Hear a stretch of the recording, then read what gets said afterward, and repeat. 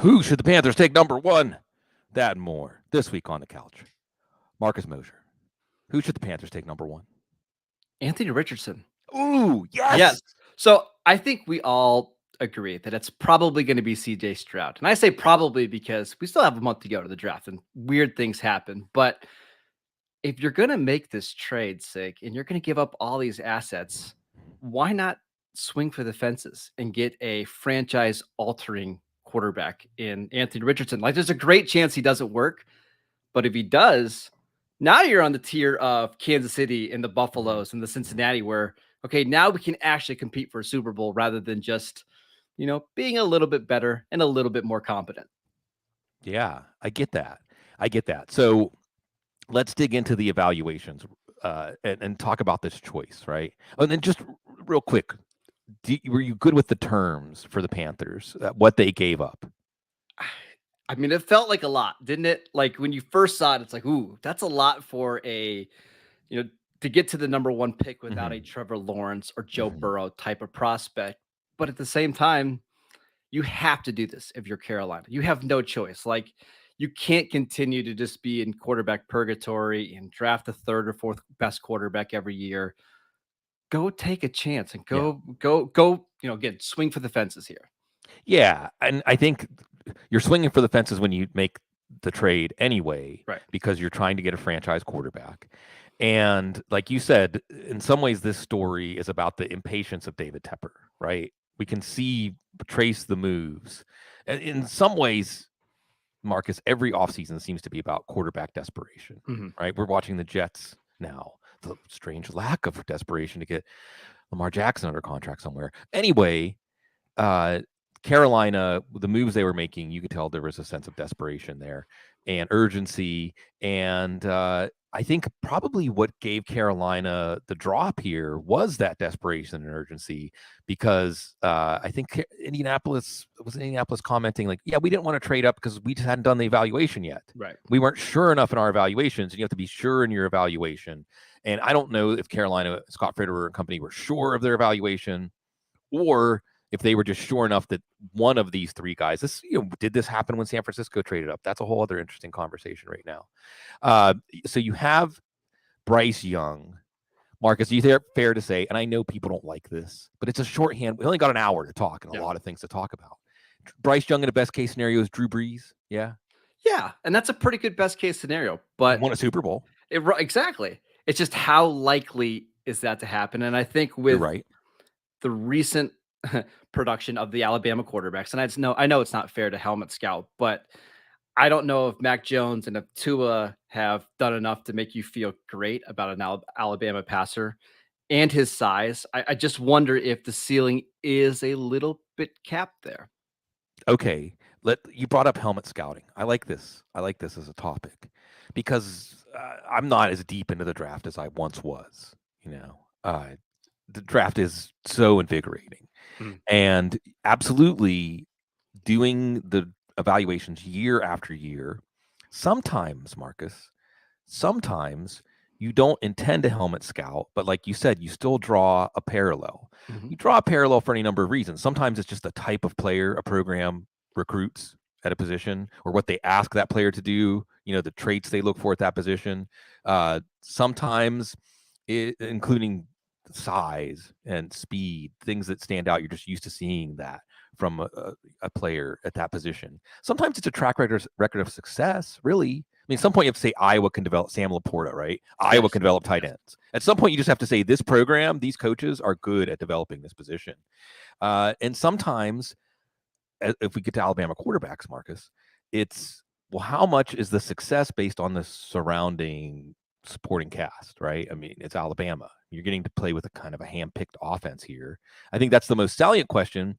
But Alabama, for all their history of sending great players to the pros, not so much a history of sending great quarterbacks to the pros.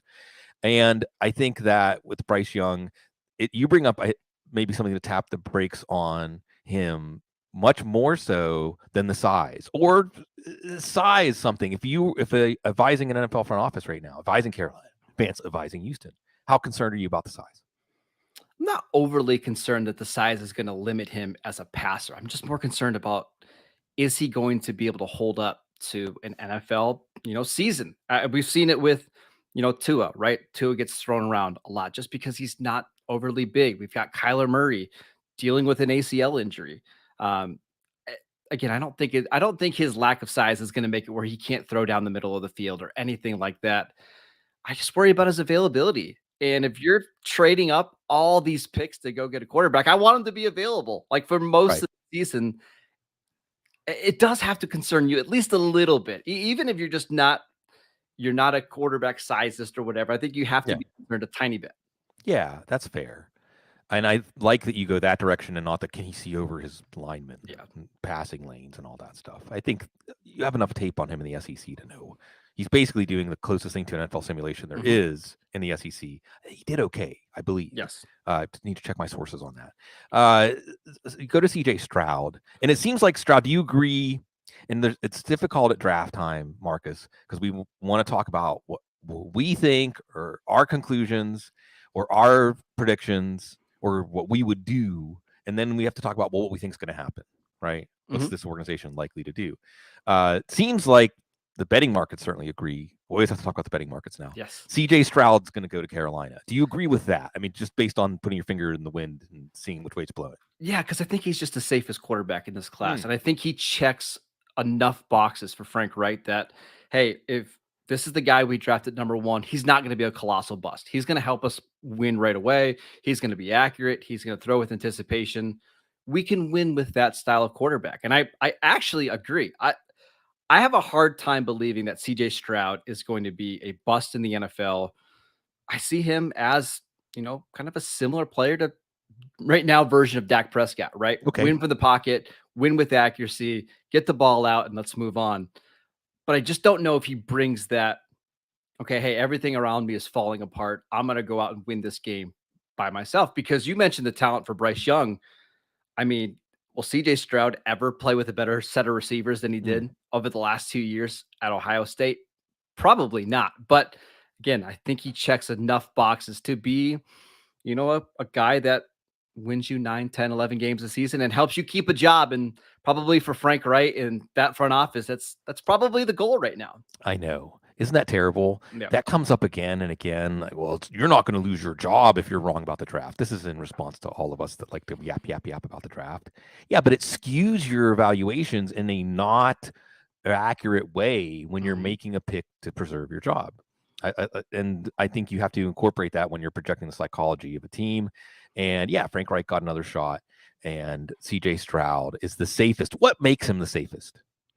I just think the ball placement and the accuracy is so good, right? And you can see him throw over the middle of the field and to the numbers, and that kind of stuff just does translate to the NFL. And I think just the biggest knock is he a playmaker? Can he improvise? We saw it in one game against Georgia. Like that was the only game in his NFL or in his college career we saw him do something else besides be your traditional pocket passer. But I think everything else for him is just like a B plus. And if you have enough of those, typically you turn out to be a pretty solid NFL quarterback.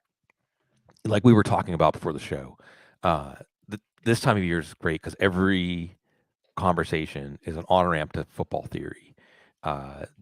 Whether you realize it or not, your draft takes are based on your football theory takes, even if you've never articulated your football theory takes. And you bring up an interesting discussion. Matt Waldman, of course, Matt Waldman's name is going to come up.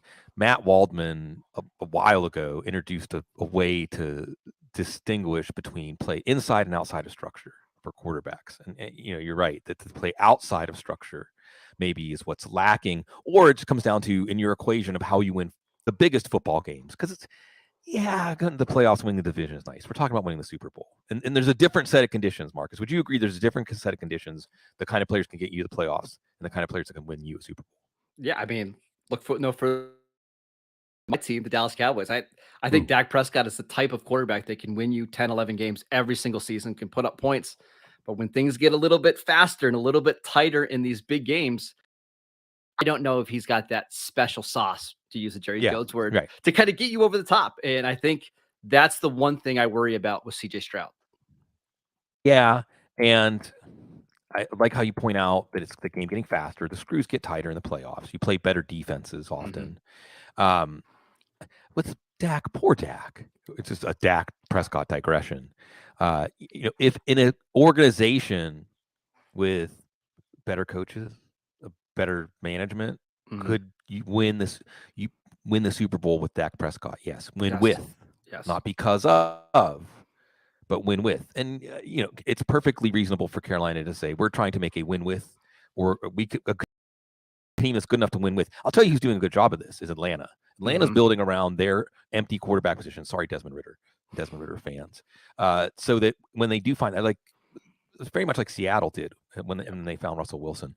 So it's fine to do that. Bryce Young, probably more of a win with kind of quarterback also.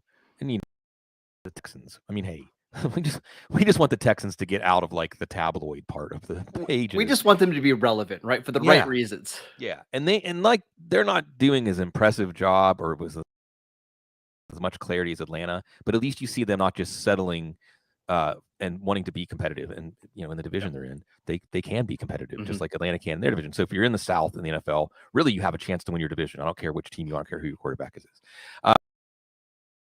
Richardson, finally. Anthony Richardson. In the best case scenario, he's a win because of type quarterback. Now, there's concerns, right? And I suppose it's really funny. If I was having to make this decision or advise someone making this decision, you really do, Marcus, you really do, especially with quarterbacks, because of the leadership aspect of the position, because of how much scrutiny, both personally and professionally, they're under, and also because of the mental, emotional aspect of the position being, I think, the determinative. If Tom Brady's the GOAT, then it sure ain't tools that makes you the GOAT, right? It's what's between your ears, as they like to say. I'm getting old saying stuff like that. And with Anthony Richardson, he's not as safe, right? You don't have the tape, because when we're evaluating players, Marcus, no matter what the position is, I like to introduce the idea that not every play has the same probative value when you're projecting a player as a professional on their college tape. And with quarterback, that's especially true. This is the Baker Mayfield problem, right? When everything's made easier, this comes back to Bryce Young, when everything's made easier, then how much can we trust what we learned about you? Now with Anthony Richardson, what you don't necessarily have, and again, I would bring in Matt Waldman, and I'm going to talk to Matt Waldman next week. RSP's coming out. Yes. And I'll ask him point blank about Anthony Richardson. To put it simply, how bad is bad? How scary is the scary on Anthony Richardson's tape? What's not there? And do you think it can become part of his game, or does it matter that it's not there? So first of all, I think if I was a general manager or head coach, I probably would lean CJ Stroud as well. Just to be honest, because the job preservation. He helps you keep a job. But if I'm a fan of the Carolina Panthers, I want to win a Super Bowl, right? And I think Richardson helps you get there. But to answer your question, how bad is the bad? I don't think it's so bad that I would be terrified of it. Everybody says on Twitter, right? He's raw. I don't think that's the case. I just think he's inexperienced, right? He just hasn't played a lot. And the one thing that we should have learned from some of these more athletic run first quarterbacks over the last couple of years in the NFL is those guys are actually more pro ready than the pocket passers, because when things go wrong, you can take off with your legs and you can make plays. You can get a new set of downs. You can move the chains. And I think Richardson right away, you can design a game plan around him to help you win just because of his athleticism and because he can make some incredible plays with his arm. So I know he's going to have to work on some of the technique, some of the accuracy and all that kind of stuff. But I think you can work on that as he's playing right away, helping you win games because of his legs. Yeah. Well, the way I would put it, Marcus, is the athleticism, the mobility, the speed, the ability to do damage as a runner creates more asymmetrical terms of engagement between the offense and defense. And, again, we get back to the choice that San Francisco had to make. The system downplays the importance of the in San Francisco as long as the quarterback competently executes, like as if the coach had a joystick and was controlling the quarterback, right? But then you take a Trey Lance. This was the debate we were having 2 years ago. And now you add on to that, again, RG3 with Washington, right? You add on to that dimension. Oh boy, defenses are in trouble. And certainly Frank Reich has the ability to create an offensive scheme like that around a quarterback. And and this is a part of the conversation too. You have to meet the quarterback halfway. I mean, the idea is hopefully the draft sorts this out, but then we see it not sorted out. Where if you take a player, rational, I have to do the assumption of rational coaching, Marcus. How about the assumption of accurate perception of a player? Like just seeing the player for who they are, because teams either have too many aspirations about changing a player. This is like relationship advice. You can't change him, ladies. He is who he is, right? But there is like relationship and marriage, and a lot of those things apply to this. And you would think you could do that with Anthony Richardson. I was going to ask you, say, yeah, if you could just pick a landing spot for Anthony Richardson, and don't worry about draft value and where he's going to end up, but like, where is the most ideal situation for Richardson to land where he reaches his full? Yeah, I think I agree with you. Seattle, right? Bam. I don't even have to think about it. Seattle. It's because he can sit. He plays with weapons that make sense with him. I think Pete Carroll has a brand of football that lines up with the way that Anthony Richardson wants to play. 100% agree with you. Yeah, I would love to see it happen. If he goes, so it's everything is like 1 degree away from the Lamar Jackson situation. I'm like, Anthony Richardson's going to have trouble getting a second contract in Seattle. I don't know though, but I don't want to go down that road. So if it was up to me, Marcus, I know this is again old school. I feel older than I really am when I recite this stuff, but I grew up when a lot of those old canards and cliches were still very much accepted, and you kind of look for them. I would just want to sit down and have dinner, eat one of them, and just, I really believe that when we make eye contact with people, you kind of real quick upload and download each other's souls. It just happens like instantly, and you get a feeling, a gut feeling, you might say. And as strange as it is, and as a lot of like the new analytics era, et cetera, would probably just laugh me off the stage right now, I'd say that would actually be the determinative. And what I'm trying to say by that is they're close enough in terms of relative ceiling, floor, et cetera, that I think it would come down to like, just when I'm with you, do I feel like, yeah, I want to truck with you. I want my life story and your life story to intertwine. Again, marriage, right? So I want to go where you're going. Go ahead. It's why these pro days matter, right? Because we don't really care about what they're doing on the field. It's the relationship, and it's the handshake, and it's, hey, guys, like as you mentioned, do I want to run through a brick wall for you? And I think that's the kind of stuff that we can't get from just throwing on a game or reading a scouting report. And it really does matter. Yeah. So we'll see. This is going to be fun. It's exciting. Maybe there won't be suspense. Maybe we're going to know by the time the draft starts who the first pick will be. CJ Stroud, betting markets certainly seem to say that. But you have suspense, and Bryce Young will probably be number 2. So the suspense comes in really with Arizona, whether they trade out of number 3. And we'll probably go right down to the wire on that. Indianapolis, Seattle, and there's still Atlanta. There's still some teams, and there's always those potential for surprise teams. Will Levis, etc. Raiders, sure. And I don't do flowery intros anymore, but I do feel like I want to take a moment and mention Marcus Mosher. Long overdue. Long overdue. I've been a fan of Marcus's work for a long time. Marcus _ Mosher, Mosher. You can find him at PFF, hosting Locked On Cowboys and managing editor of the Raiders. How do you find the time? But yeah, you're in touch with the Raiders and the Cowboys specifically. That's why we already talked about Dak. That's why you mentioned the Raiders. But at the same time, and those are about as old school as the franchises can get, right? But at the same time, franchises looking for that past glory. You're making everything your business in football, and it's awesome, man. And long overdue. And folks, if you don't know Marcus, if it's your first time being exposed to his work, follow, check it out.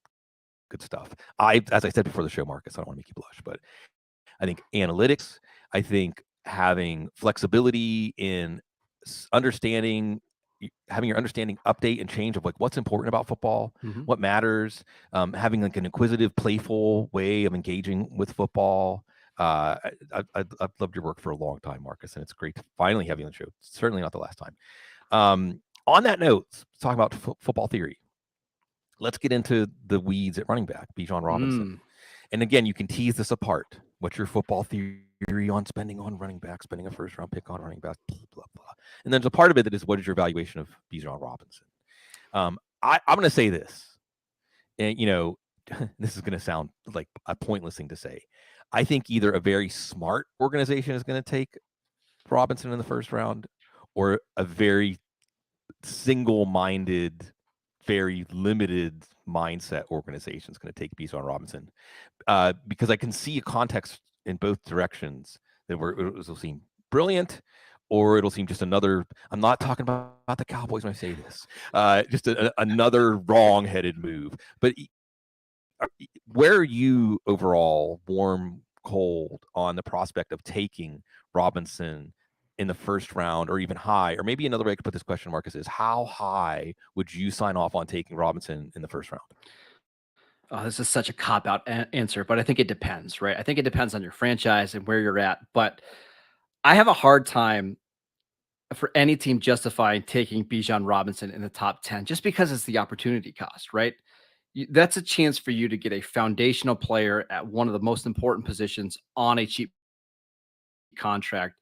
And if you draft Bijan, let's say at number 10, where the Philadelphia Eagles select, you're already making him one of the top 3 highest paid running backs in the league. There's just no value there. But if we get down to the 20s and, let's just use the Cowboys, for example, I can talk myself into it because you get him 5 years on a pretty cheap deal. And then you can do like what the Raiders and Giants are doing now. You can give him a franchise tag or the 5th-year option, right? And you can still keep him under a pretty reasonable cost controlled contract. But I think the days of a running back going in the top 10 or maybe even the top 15 are probably over. We'll see. We'll We'll see. see. On that note, because again, we're getting into the psychology of 32 individual organizations. And do you think it's fair? Do you think it's hyperbole when people are saying, hey, he's one of the 5 best players in this draft? Or he's maybe not generational, but like a once every 3 or 5 years, maybe the best running back prospect since Saquon Barkley. Do you agree with that talk? All right. So this is where we get wild. I don't see Bijan as that player. I don't. I still think he's the best running back in this class. I think he should be somebody who goes in the first round, but I see him more on the Josh Jacobs level of prospect where, hey, he's this awesome inside runner who can occasionally break some stuff, for longer runs. You can use him on all 3 downs of the passing game, but I don't see a special, freak athlete. Like he doesn't have the Saquon Barkley athleticism. He doesn't even have the Jonathan Taylor, hey, I'm 225 pounds and I run in the 4.3s. I think he's a very, very good overall running back, but not somebody that is, hey, this should be your number 1 player in any class over the last 3 or 4 years. Yeah, that's fair. I mean, hey, maybe someone like Ezekiel Elliott, Sure. not necessarily exceptional in any one aspect of the game, but he can do everything and do it well and has an ethos and a spirit that is going to give your team an identity and all that stuff. But I think, if you're correct, then that ends the conversation of him going, like you said, in the top half of the first round. Every now and then you'll read something, Marcus, and it just gets stuck. And I saw in Dane Brugler, who's going to be on in a couple of weeks, awesome. Dane Brugler's mock from a couple of weeks ago, he said, hey, everybody is saying Eagles won't take Robinson at number 10, yeah. Yes, 10, yep. But if they trade down, maybe it's a different proposition, which kind of gets into what you're saying about where his value would lie. And then there's a conversation about how much value can he add, how much value can running backs add. But like you said, we measure that at this time of year in terms of dollars. And when the top running back contracts are so low, I mean, look, even if you say that Bijan Robinson can add as much value as any running back in the league right now, well, some of the running backs in that conversation, like Austin Eckler, like, Derrick Henry's maybe in like September, October of his career, not quite winter yet. But, Derrick Henry, I mean, Christian McCaffrey, many people would say he was the best running back in the game. He can contribute so much as a receiver, et cetera. Didn't have to give up a first round pick to get him. Now, this is granted at market value, but for starting running back, a really good starting running back is still lower than just about any other position, And I look at the running back market in the league right now. Like, you could crickets, tumbleweeds. And you could get an all-pro caliber running back like Dalvin Cook for Nothing right now, Yeah, right? for couch cushion change. And Lint. that's been the rumor right now is that Minnesota's maybe trying to get rid of him. And we've He's heard gonna some get cut. Yeah. yeah, and we've heard even some rumors about Nick Chubb, who's Yep. my favorite running back in the league to watch. I think Cleveland would move him for the right price. So I don't think you need to. It's not to say you need to overdraft Bijan, but I don't think you need to prioritize that position if you're a team in the middle of round one. Yeah. Well, you mentioned opportunity cost, and it's an opportunity cost in terms of money because even if you have Bijan Robinson locked in, like you said, it's a top 3 contract. He's in the top 10, but still, as in terms of percentage of the cap, it's not bad. No. It's not crippling, but still, you're not saving as much as a team that has locked in a rookie offensive tackle or a rookie cornerback. So obviously, a rookie quarterback. When you look at it as the savings, right, of what it would cost to get an equivalent starter at that position on the open market. So there is the other side of it, though, as you say, your opportunity cost of a foundational player. This is kind of one of those annual questions like, is this a good draft? Or, are there, when you look over this draft, do you see enough players other than the quarterbacks that get you excited about having a top 10 or top 12 pick? And in general, is it better, similar, lower than the last few classes in terms of the top players, the players that get you excited? I think it's an average class. There are some players in this class I absolutely love. Like, I don't know how Will Anderson, we keep talking about him as a top 5 player, but I don't know how we're not talking more about him being this. I don't want to say the word generational, but pretty close to that. Like, his production in the SEC was unbelievable. But I love this tight end class. Yeah. Absolutely love this tight end class. And I think you could convince me that 4 tight ends deserve to go in the first round. And that's why I don't want to say this is a bad class. It's just different than what we're used to. We're used to 4 or 5 receivers going in the first round. We're used to a couple, 5 offensive linemen going in the first round. It's going to be one of those years where you might get 7 corners in the first round Mm-hmm. and 3 tight ends drafted in the first round. And it's just, again, different from what we're used to. Yeah. Not exactly a gaudy class either after some wide receiver classes. Last year's wide receiver class certainly got a lot of ink.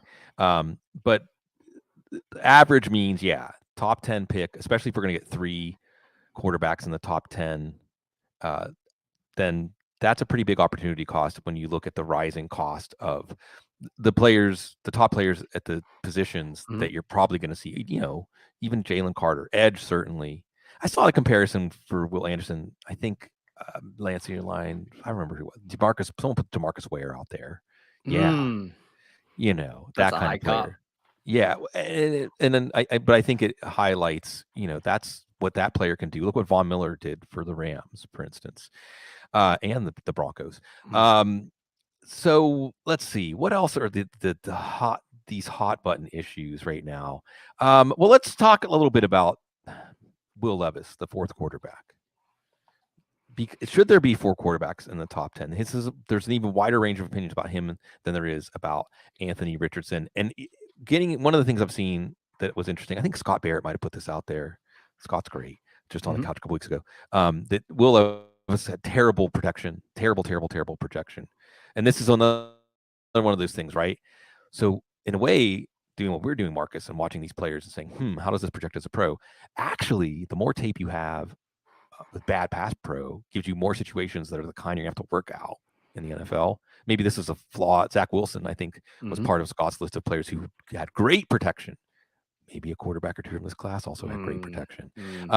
Now, that's not definitive. Nothing's definitive. Isn't that why we love this? It's kind of like the weather, Marcus. There's like 50 or 100 variables, and you may look back at a case and say these 2 variables were definitive in this case, but in the next case, 2 completely different variables might be definitive. We'll be able to tell a story where some part of the probably, there are cases, Trent Richardson, where we just didn't know that he was going to be like a knucklehead. Yeah. And that's tough. Like if we were going to talk about Jalen Carter, who can really predict human psychology? Who can predict that? Nobody can.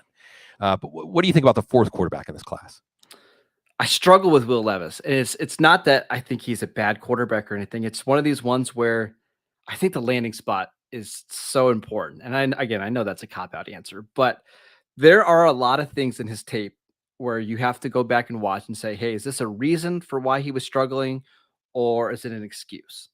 And I think when you watch the 2022 tape and you see the lack of weapons, right? Wan'Dale Robinson not being there was a big deal. The offensive line falling he really couldn't move at all. And now he's having to play more in the pocket, and he struggled. I think those are all reasonable explanations to why his play dropped off. And still, I'm just not sure whether this is a guy that can be your franchise saver. I think traditionally he's a quarterback that should probably go late 20s, early 30s.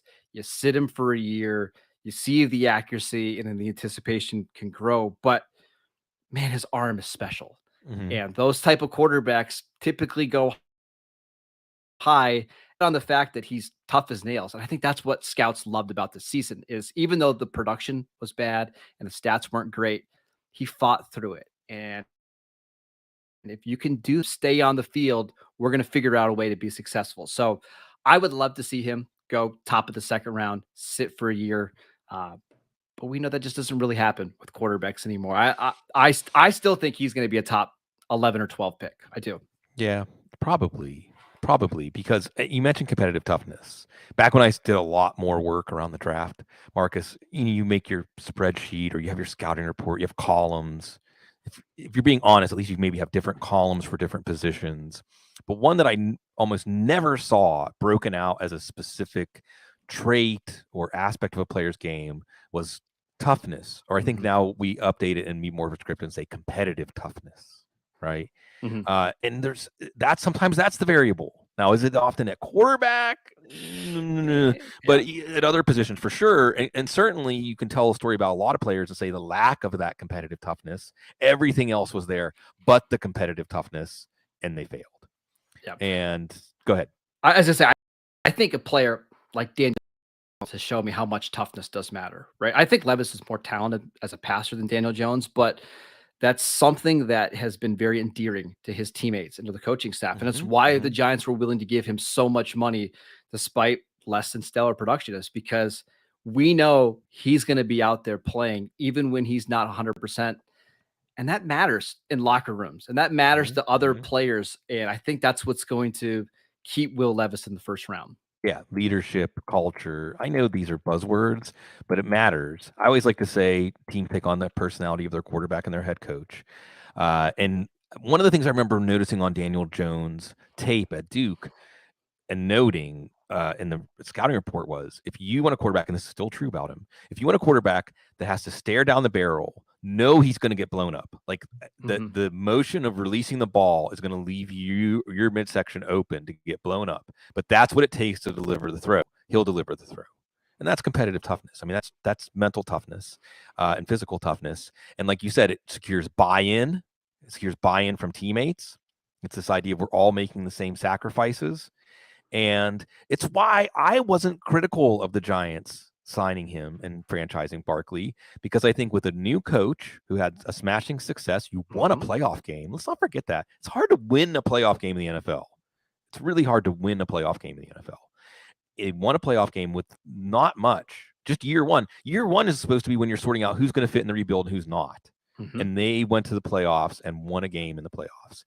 And what you have to give this group of guys a chance, to just give them a chance. And I get it, because we started off with, I want to win a Super Bowl. Can Daniel Jones win a Super Bowl? Blah, blah, blah. But give them a chance. And that competitive part of that. And now you can start to build around him. I know it was a tough wide receiver market. Darren Waller, they did something. They got Darren Waller. And you see some of the youth around him on the offensive line and so on. I'm looking forward to seeing it.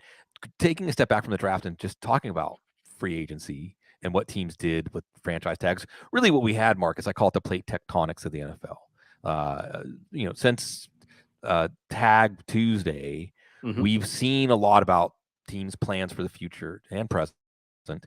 And what stands out to you when you look back at so much that has happened over the last month and a half in the NFL? We didn't get any bad deals, it seems like, this year, right? Like the NFL teams were spending like crazy last year. And this year it seemed like everybody was kind of holding back and all the deals were basically slotted, right? Like, so can you even think of one offensive player that you thought got a bad deal this offseason? In fact, I think there was, was there a single bad one? You mean the team overpaid for the player? Yes. Mike McGlinchey?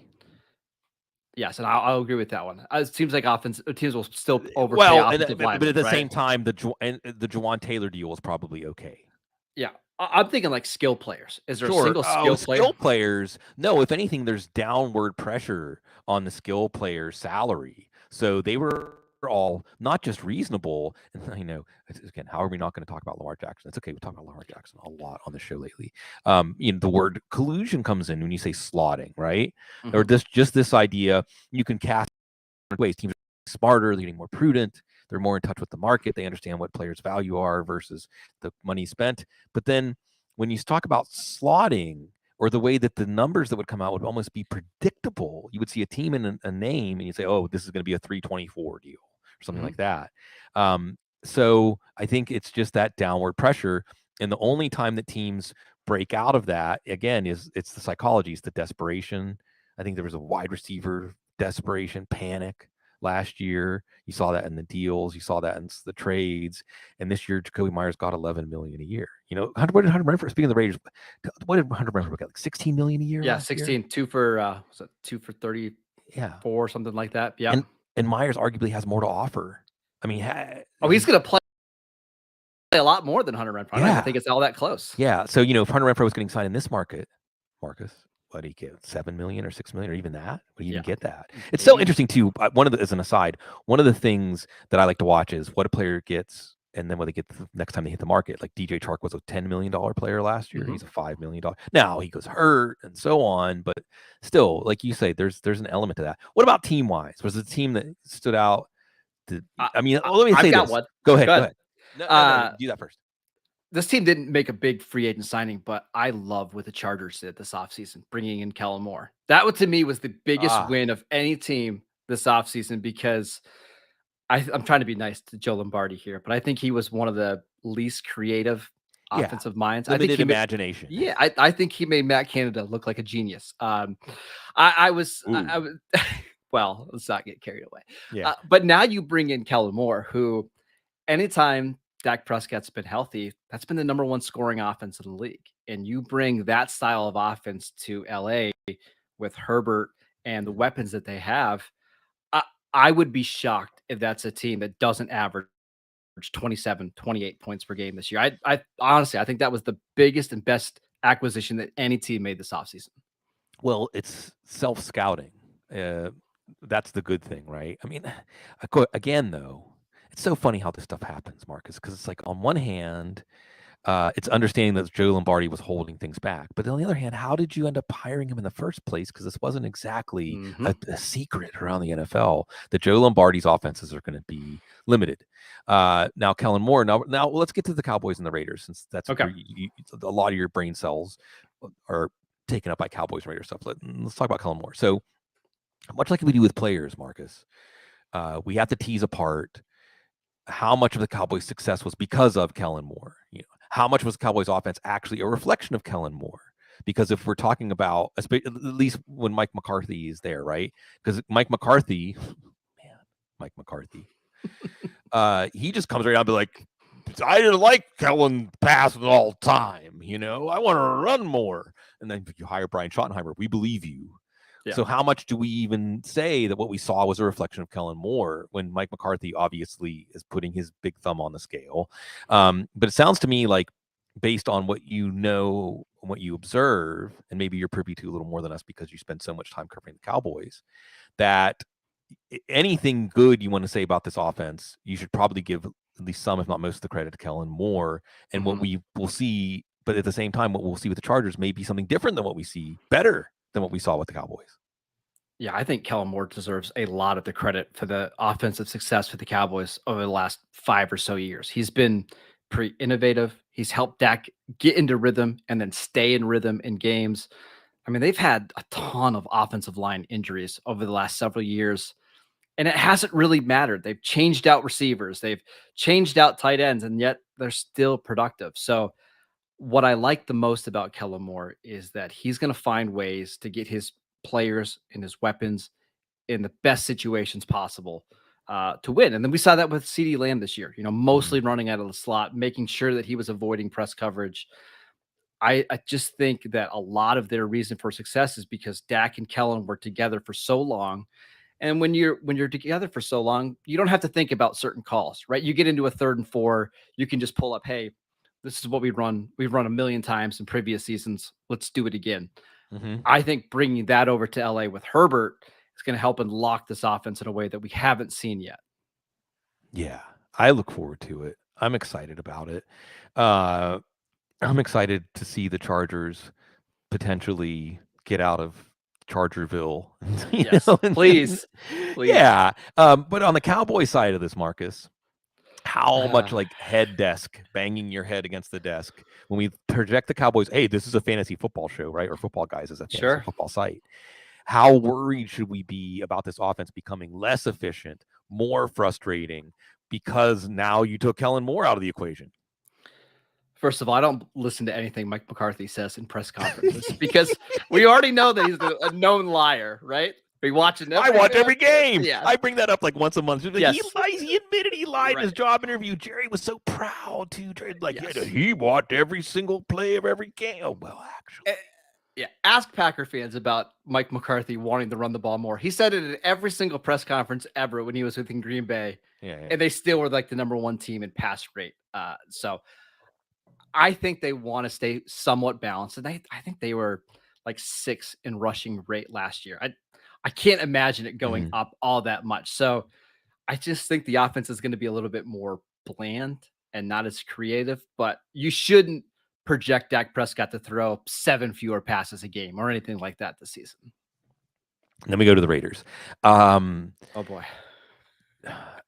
Let's face it, if there was a punchline, if you were taking a poll of which team's free agency was kind of a punchline or otherwise definitely did not build confidence in direction of the team. Because last year at this time, Mark, hey, Monte Adams, this team's Vegas, they've got some roots now. That you look at how close the games were last year.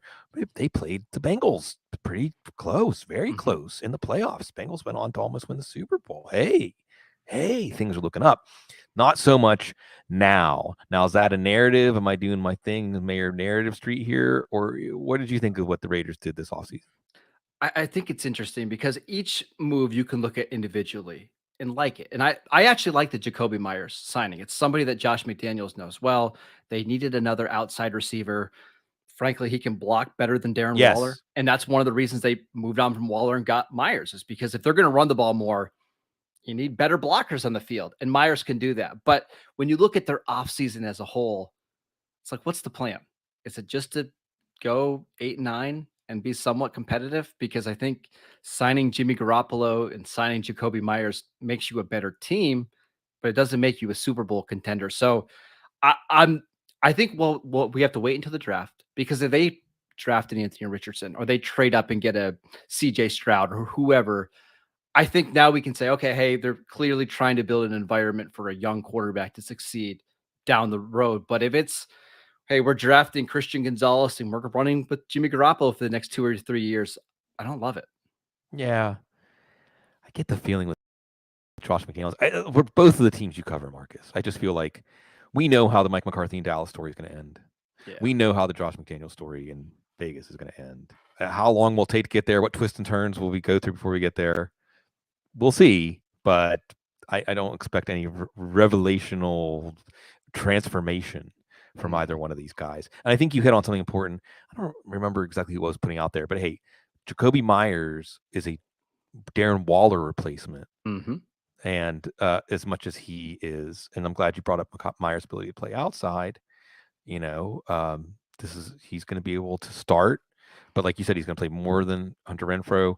And you wonder why they gave Waller that deal. But again, we were kind of swept up, and hey, the Raiders are right there, right on the doorstep. Hey, the AFC West is going to be this crucible. And that you're going to be ready, and they can play with the Chiefs. They can play with the Chargers. Well, not so much. Nope. What else? I mean, we've got just a couple more minutes before we go off the rails.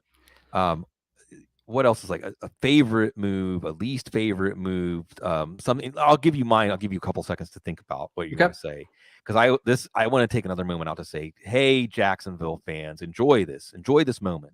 Enjoy this moment. Your team is a good team, a good organization who just doesn't have to go out and sign anybody. Keep some of your own talent with hometown discounts.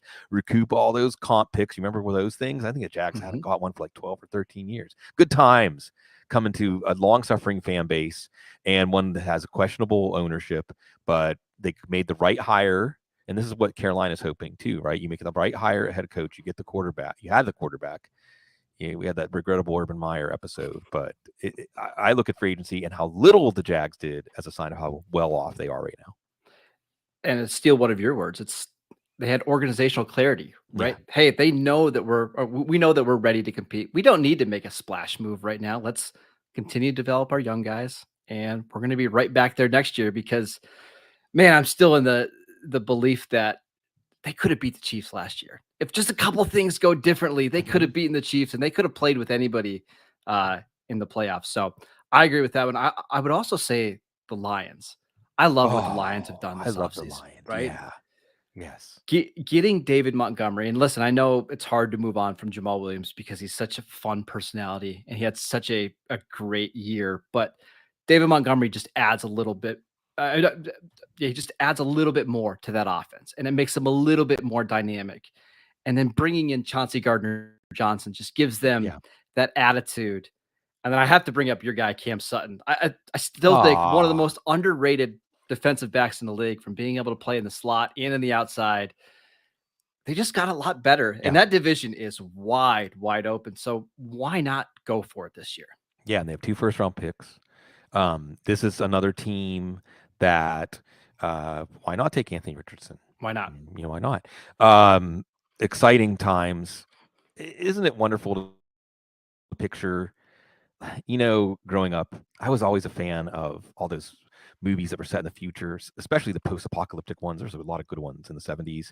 They would show something. I'm thinking like, in Back to the Future, the second one, like the Cubs win the World Series, like something so unthinkable, just to show how far removed the universe in this cinema world is from the one you live in. Let's put a Jags Lions Super Bowl up in some fictional scenario, right? Maybe we're in like 3 to 5 years of it. I don't know. With the way the NFC is right now, why couldn't Detroit be in the NFC Championship game? I'm here for as soon as this year. I'm here for it. Yes, I love it. Even with Jared Goff. Jared Goff went to Why Super Bowl. I love it. I love what the Lions are doing. A couple of New Orleans connections there. Got to make it a New Orleans show here.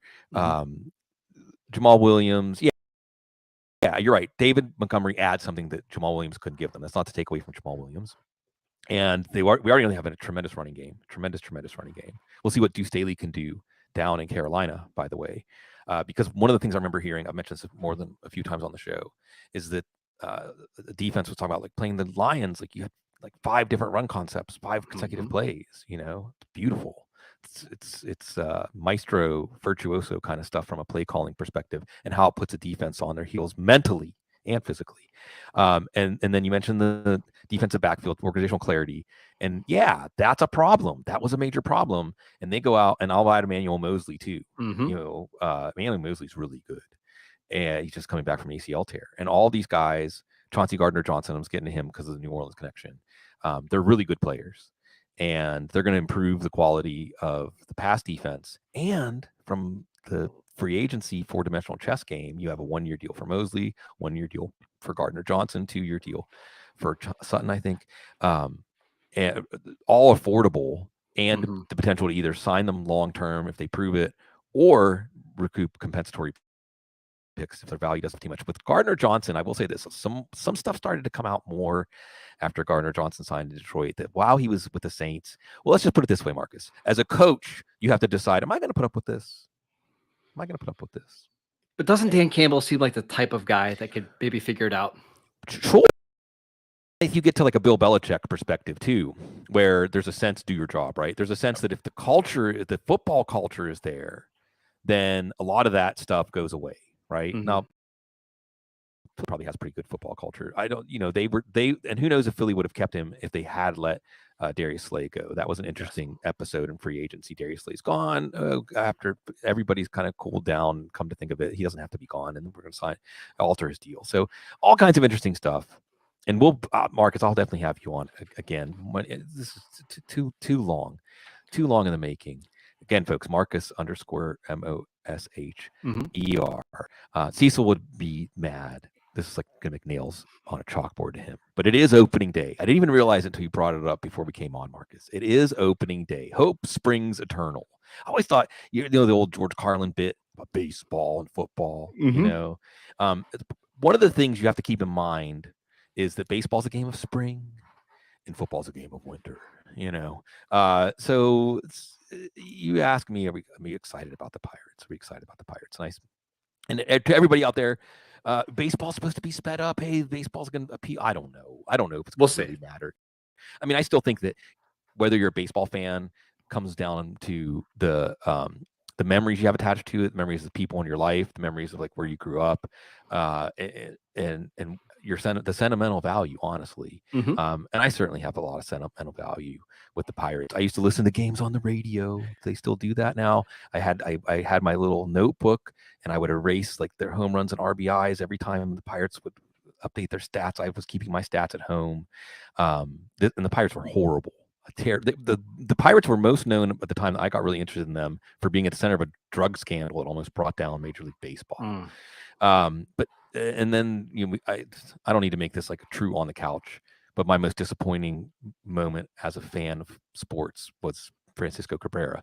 I had World Series tickets, Marcus. I was a stock boy at Foodland. Do they have Foodland up in Erie? No. Foodland is like the Western Pennsylvania grocery store chain. One of them, Giant Eagle being one. They have Giant Eagle up there. Oh, everywhere. Every 5 miles, they have one. Yeah, you know it. I had saved up my money working at Foodland. I think I probably made about $4.25 an hour then, and we camped out when the tickets went on sale for the World Series. I had tickets to game 1, 2, 6, and 7. I actually had them in my hand as Cabrera hit that.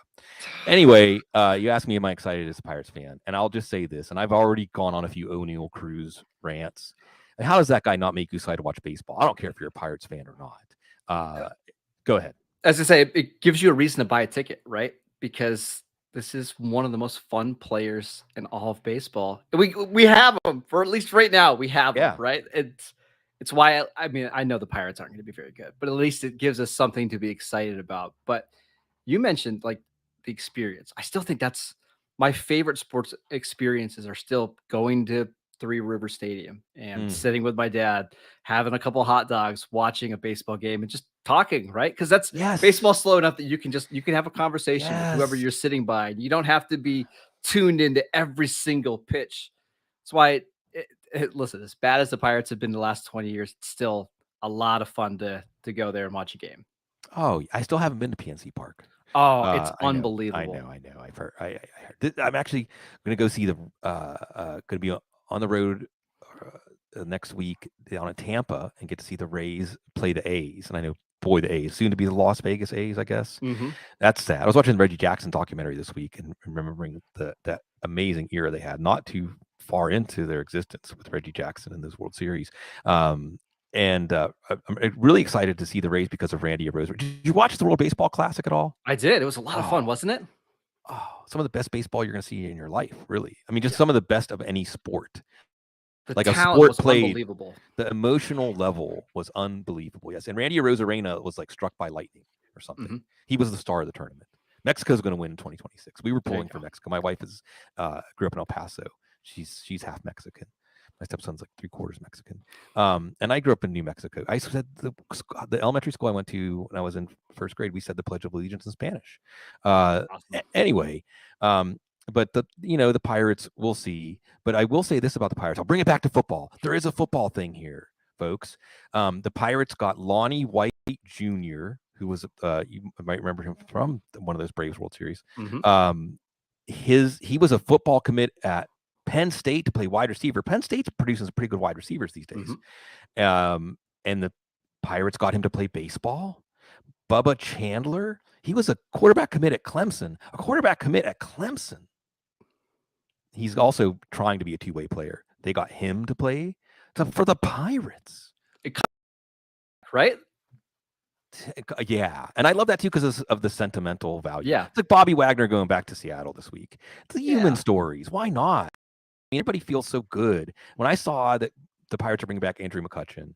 That made me more excited to watch them this year because I felt like at least they're doing something for the fans of the team and understand that emotional connection. And that matters, right? Like that emotional connection matters to the fans. Now you can have all these people bringing out their old Cuts jerseys, and he's still going to be a superstar on this team, even though he's at the tail end of his career. It matters to us. It absolutely does because, well, he was when Andrew McCutchen was when the last time the Pirates said, well, I guess we should try to make the team good and let's build around him. And they had a team that could have won a series for a few years there. It really, really could have. It's just sad though because the Pirates, as a franchise, I mean, they're not quite at the like Yankees, Cardinals, Red Sox level of baseball lore, but they're right there in the next tier. As far as just the rich history of this team, the players that have donned the uniform, your heart skips a beat. You talk about the World Baseball Classic, Puerto Rico, and Roberto Clemente. I mean, even as a kid, I was born a few years after he died in that plane crash. First of all, you can't. Roberto Clemente is like, dig into his story because there's so much more to Roberto Clemente's story, of course, than him as a player. But as a player, he was magnificent. As a player, he was an archetype. Like there was one player like Roberto Clemente. But as a human being, you might say he had the weight of the world on his shoulders, and he bared it with grace. He bore it with grace. I don't know. Grammatically, I'm not sure how to get out of that sentence. I don't have an extra strategy. But so of course I'm gonna, this is where I'm gonna become really annoying every now and then. Or to me, I even know I'm being annoying. Probably annoying sometimes and don't realize it. I feel like in Pittsburgh, because I mentioned Erie, Marcus. Did you grow up in Erie? Yeah, been here my whole life. Yep. Yeah, Western Pennsylvania. It's it's an experience, and I feel like Pittsburgh because was there a thing in Erie where you're like, because I know like up in the UP in Michigan, it's like past this line there's Packers fans, past this line there's Lions fans. Was Erie like in between Buffalo, Cleveland, and Pittsburgh? Yes, it just very much depends on where you are at in the part of Erie because I would say now it's more Buffalo than anything, probably just because of the recent success of the Bills. But when you get closer to the middle of the state, and it's still Steelers all the way. Yeah, I mean, growing up, being born in 1975, I don't really remember the Super Bowls, but I remember the wake of that when the city was still just completely obsessed with the Steelers. And in a lot of ways, it's because the Steelers embody the city and there was a sense of shared values. Right? Yeah, absolutely. Yeah. Especially facing Dallas, facing those hated Cowboys. I always like to say that my sister showed everybody that she was going to be a rebel because she became a Cowboys fan. I'm a Cowboys fan. What do you think of that? But this is where I become annoying when I say I feel like Pittsburgh's sports heroes as folk heroes we can go toe to toe with any city. The 3 or 4, like give me Jack Lambert and Mario Lemieux and Roberto Clemente, and I don't think any other city's top 3 is better than that top 3 in terms of epic cinematic figures.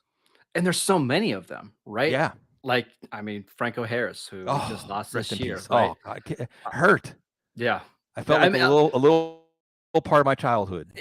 And I'm not even a Steelers fan, even though I grew up in PA, but that one is like, it's so rough because of everything that he did in the community and how well liked he was. But yeah, he never sought any attention really for it either. No, not at all. Like you run into him at a restaurant or a diner or at he was everybody's friend. He was the Pittsburgh Steelers great that would hang, and Mike Tomlin's like that as a coach, by the way. Yes. Yeah, it's Pittsburgh has quite the track record of having these almost larger than life athletes. Yeah, and in some ways, how they become larger than life is because they're so relatable. Because they're not like Michael Jordan or LeBron James, right?